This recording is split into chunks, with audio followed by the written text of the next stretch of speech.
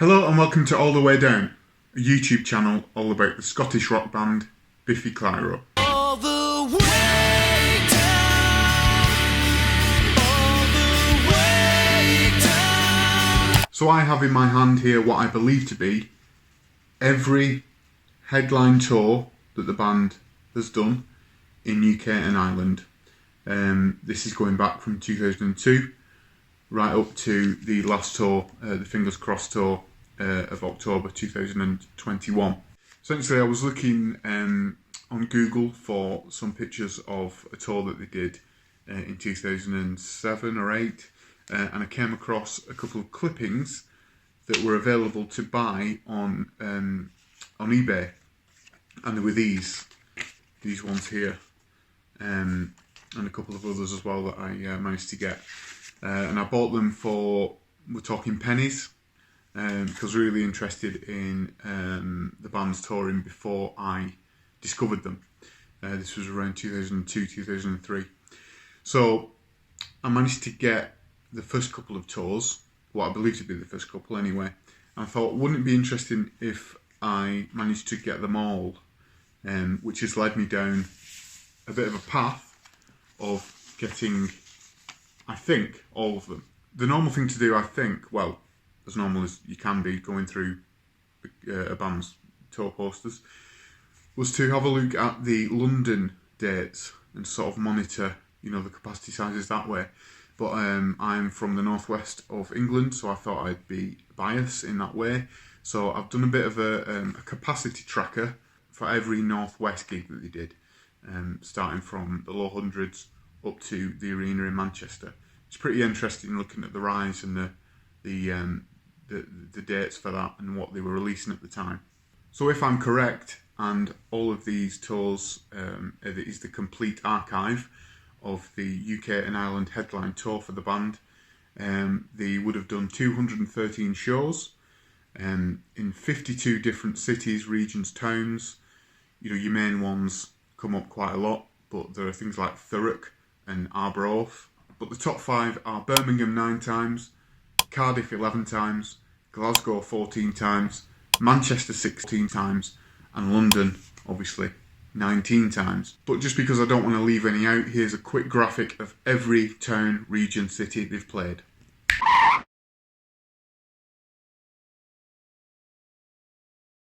So from 2002 to 2021, here is what I believe to be the complete archive of Biffy Clyro's UK and Northern Ireland headline tours. So it's a Saturday evening, I've got the house to myself, so I thought, what better time is there to go through Biffy Clyro's headline UK tour archive.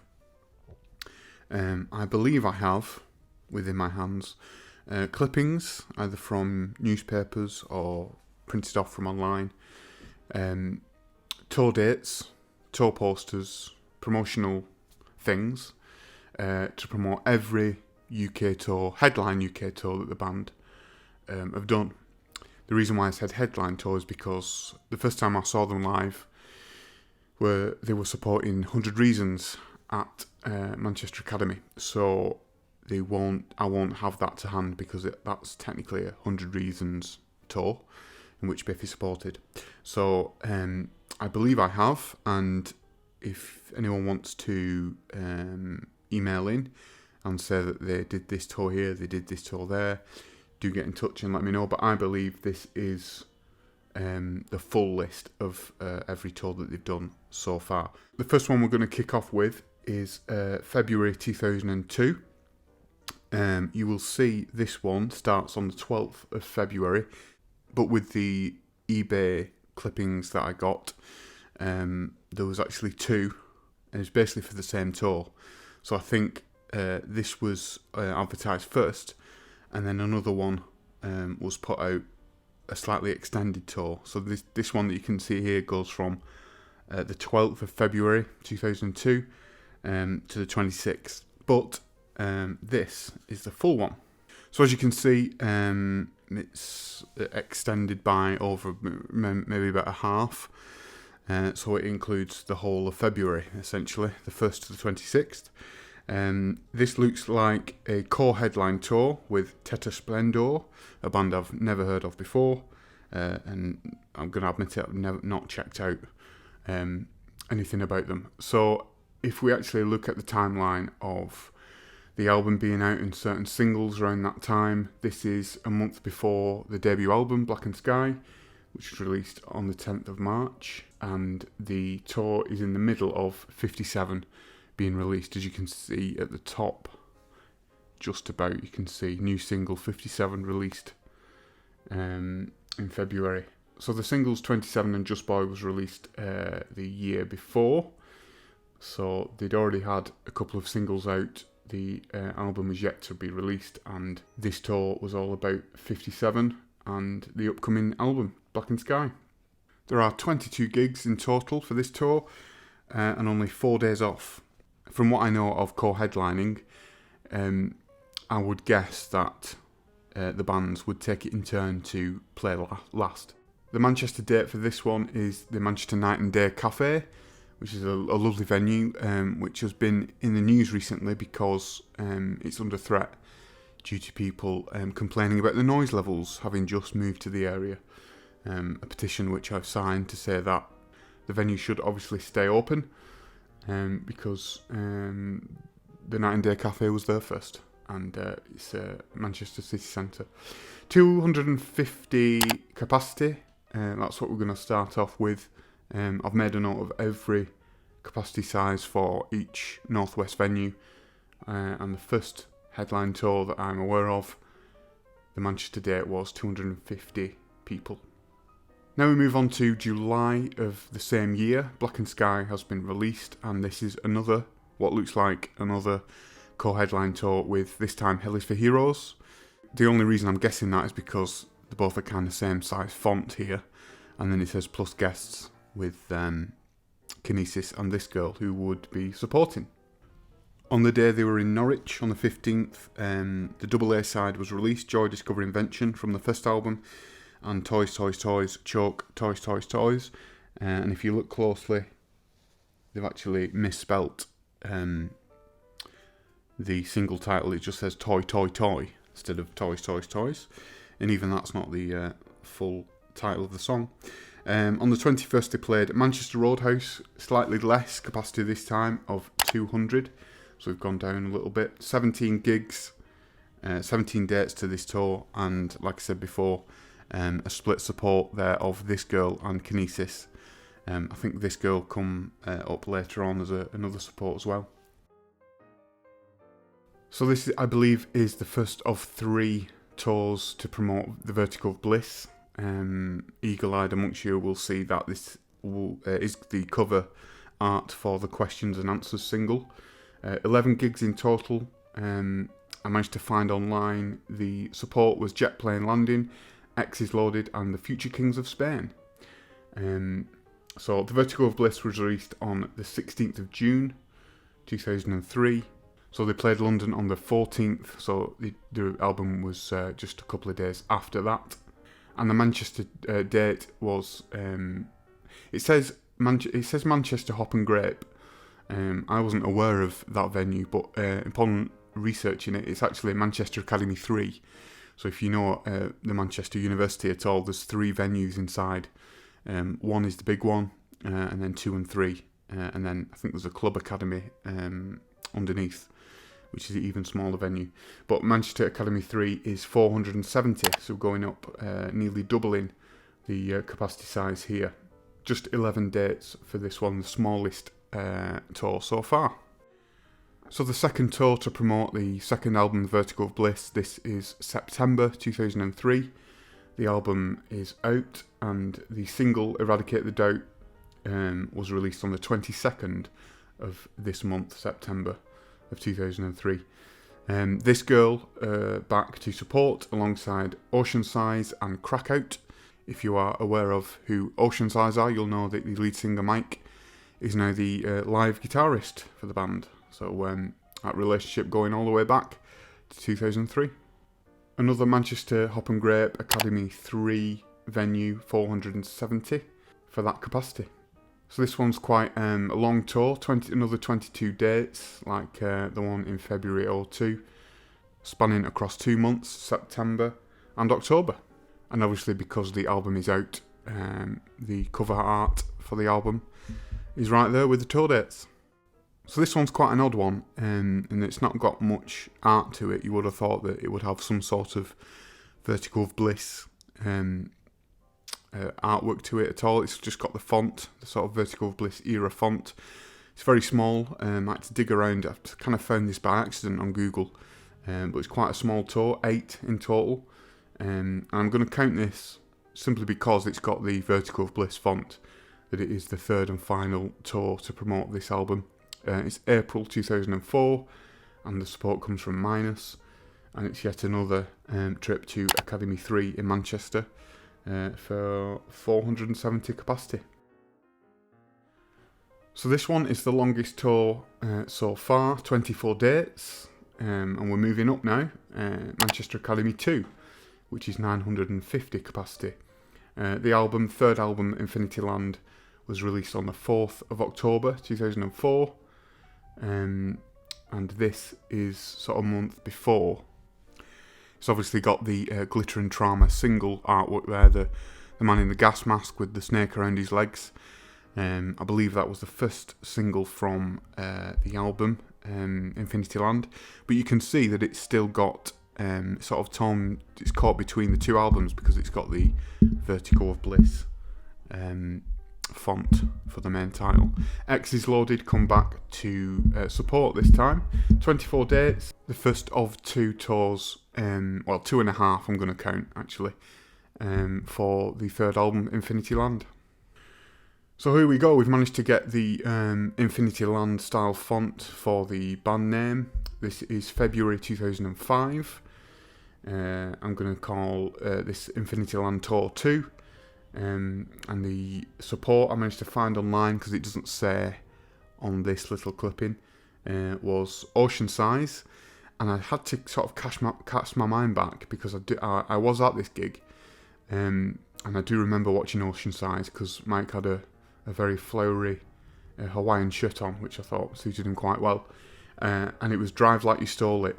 And I had to Google it just to check I was right. And I was right. Only 10 dates, and we're still at Manchester Academy. 950 capacity for that venue.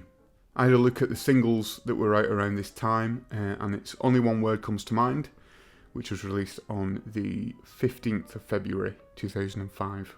So a day before this tour kicked off in Aberdeen. So I'm going to still call this one a Biffy headline tour, because they headlined the Kerrang tour in 2007. And you can see this logo here with the Biffy B, and it's got the black and sky circle along with the, I think that's the Infinity Land sort of style markings there alongside it, but with the Vertigo of Bliss font for the band name. Supports were The Bronx, The Audition and I Am Ghost. I do remember this this tour. Went to the Manchester gig, and we're up a room now. We're into the thousands finally. Manchester Academy 1, which has got a capacity of 2,600. So this is very much caught between Infinity Land and Puzzle. The single that was released before this was Sentimental, which was December 2006. The first thing we heard from Puzzle. There are 13 dates, and like I said, we're going up to a big room, big step for the band, headlining Manchester Academy 1. It's a really good idea for Kerrang to do this. I'm sure they still do, but to put sort of a group of bands together and sort of get all the fans in one room so they can play, a sizable venue. Really good idea. I really remember this gig from Biffy. It was absolutely brilliant. So we're moving further on into 2007. We're into May, and this is the first real tour of the Puzzle album. Puzzle was released on the 4th of June, so just after this tour ended. And the Manchester gig is back in Manchester Academy 2, which is 950 capacity. I do remember this gig as well. It's the gig where I discovered Frank Turner. He was the first support act on, and that started my love for Frank. and Your Codename Is Milo also supported. The gig count for this one is 11, and I think they could have done a lot better with this sort of promotional poster for it. Every shot I could find of this little clipping is really small, and surely they could have used something to do with the new album, because it's out days after this tour. We've obviously got the new font, which is obviously puzzle based. Like I said, 11 gigs with 2 supports at Manchester Academy 2 for the North West gig to kick off the puzzle era. Now this looks a lot more like the puzzle tour. This is later on in 2007. Very busy year for the band. This is November, and I had to have a look online to find the support, and it was apparently The Matches and Forward Russia. I think I was at this one. Again, we're at Manchester Academy 1, but the first time they played Manchester Academy 1 as kind of their own headline tour rather than the Kerrang tour. And to give you an idea of what was out around that time, the single Machines was out in October 2007, and this one is a 14-day tour. This is the shortest tour. I think we can call this a tour, even though it's just 4 dates. We've got a Manchester date on there, but I really don't remember being at this one. I think I would have, because one of the support acts were Frightened Rabbit, who have gone on to be one of my favourite bands. Also supporting on this little mini tour were People in Planes. So this is what I'm calling the post-Mountains tour. As you can see, I think this is the artwork to Mountains single with the 2 lions. The third time headlining Manchester Academy 1, like I said before, capacity of 2,600. And the album Puzzle has been out quite a while now, June 2007, and we're at December 2008 here. I'm really not sure why it's so short. As you can see from other clippings, they are used to going around the country, but this just looks like 4 dates that they've managed to squeeze in somewhere. Going through these clippings, the winter month seems to be very favourable for them for touring in this country. I'm not quite sure why, but I seem to have a look at a lot of October, November, December dates. So this is the final one for the puzzle era. So Only Revolutions was released on the 9th of November 2009, and on that day the band were in Birmingham, around halfway through this tour. This is October and November of 2009. Remember this gig, this is the Manchester Apollo date. A bigger step forward here. We're out of the academies and we're playing the Apollo, which has got a capacity of 3,500. The support acts for this tour were Manchester Orchestra and Pulled Apart by Horses. I was really looking forward to seeing Manchester Orchestra because I love the album that was out around this time. Mean Everything to Nothing it's called. But they kind of disappointed me because I'm not sure why, but lead singer Andy Hull was, I think he was in a bad mood. He seemed just a little bit off on stage, even though he did say it was his birthday that night. And he was in the city that he's named his band after. So, I don't know, quite an odd one, but Biffy were great. So this is the first of 3 of the Only Revolutions era. The album was released halfway through this tour. So a year later, April 2010, we've got the Only Revolutions Storm Thorgerson designed album artwork there. A bit of a smaller tour this time, just 7 dates, and I remember finally going out of Manchester to see Biffy. The only Northwest date for this tour was Blackpool Empress Ballroom. Support acts were the Twilight Sad, who unfortunately were so dull I just went to the toilet and got a drink, and Rollo Tomasi, which I don't remember too much about. Similar sort of capacity to the Manchester Apollo. This is 3,000. And to give you an idea of what was out around this time, January 2010, Many of Horror was released. So a couple of months later, they did this tour. Quite a small tour, but I think, around this time they're going around the world. doing a lot of dates in America, and then in April and May of 2010 do 6 or 7 dates in the UK. The eagle-eyed amongst you will notice the artwork for this tour article has been from the Bubbles music video. This was the tour in November 2010, which we're calling the Only Revolutions 3 tour. This has got to be my favourite tour that they've ever done. I've talked about it before in the last video, but the London Wembley Arena date they actually made into a CD DVD set, and I went to see them at Manchester Central, and probably the best time I've ever seen them. The jump up in capacity size is quite remarkable here. The last time they played in the Northwest, they played to 3,000 in Blackpool, and this is Manchester Central, which is 10,900. And support acts were The Future Heads and Holy State. Just 7 dates for this tour, and the final single to be released from Only Revolutions was God and Satan, which was August 2010. So a couple of months before this tour. So I think they kind of built up, all the steam. They released the album, released a lot of singles, a few music videos, which culminated really in this huge tour, which ended at Wembley Arena.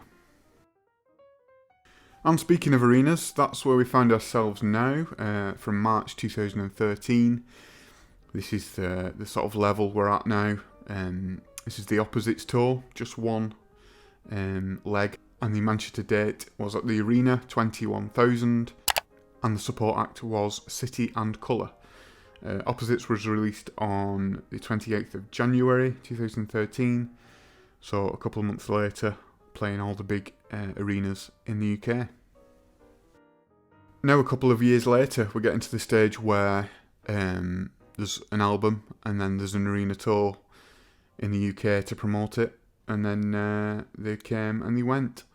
This is to promote Ellipsis, and as you can see, the support acts were brand new, and I'm pretty sure there was another one as well, but I can't think of who it was. I'm sure there was a band on before Brand New, but do correct me if I'm wrong.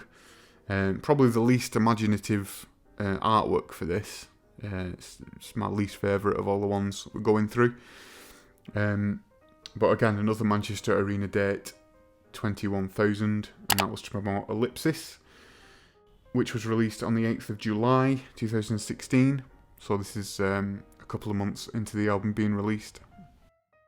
Now for something a little bit different, let's go to much smaller venues, and there's a good reason for that, because they did an MTV Unplugged Tour. So the night that they filmed to get the recording for the MTV Unplugged album was done in 2017. The album was released in May 2018, and then later on in the year they did a small tour: Cardiff, Birmingham, Edinburgh, Manchester and London. And the Manchester date was at the Royal Opera House, and we're back down to the small thousands, 1,920 capacity for that. I had to look online for supports. It was Jamie Lenman, the lead singer from one of my favourite bands, Reuben, and the excerpts, as well as, and I'm going to pronounce this right, Juanita Stein. Just 5 dates, and I would absolutely have loved to go and watch this, but unfortunately I tried to get tickets on the morning they were released, but I was in the office, and normally the first hour of my day is quite quiet and there's not much on, so I thought I'll be easily get in the queue and get these tickets purchased before I start my day. And that was the only kind of day in the year which someone gave me a job to do, and unfortunately missed out on getting tickets. But that was a really good chance to see the band in a more intimate venue after a lot of these big rooms with a lot of noise. As you know, Biffy do a really good job of stripping back songs, so this tour would have been very special to go to, but sadly not for me. Now then, a little anomaly. I had to feature this just to keep the archive straight. This is September 2020, and everything I've written for this tour is in red font because this was the tour that was cancelled due to your friend of mine, COVID. 10 dates, all in arenas, as well as the Manchester Arena to 21,000. Sadly, it was the tour that was not to be. A celebration of endings was released on the 14th of August 2020, and the band were due to go out to play those songs in September. So as we stand and as I speak, this is the final tour that the band have put on. The dates are wrong. Before I say anything else, this was April, but of course it was rescheduled due to COVID for October to 2021. The Fingers Crossed tour. Fingers crossed the April tour wouldn't be rescheduled or cancelled, but they were. And it was moved to October with the same dates. I managed to go to Liverpool, as you've seen in another video that I did. University Mountford Hall, which was capacity of 2,300. And that was to support the album The Myth of the Happily Ever After, which they played in full that night before playing a couple of others. The support for this tour was Bob Vylan, and it was just 6 dates around the UK, and they were absolutely brilliant. So 213 shows, 52 different towns, regions, cities, and a couple of decades worth of touring the UK and Northern Ireland for Biffy Clyro. If you think I've missed any tours, then do get in touch with me, everythingbiffyclyro@gmail.com. But I do believe, looking at what the band were up to, what they were releasing, and my personal experiences of being at these gigs, I do believe that this is the complete archive of the UK and Northern Ireland tour dates for 2 decades. Thank you very much for watching, and I shall see you in the next video.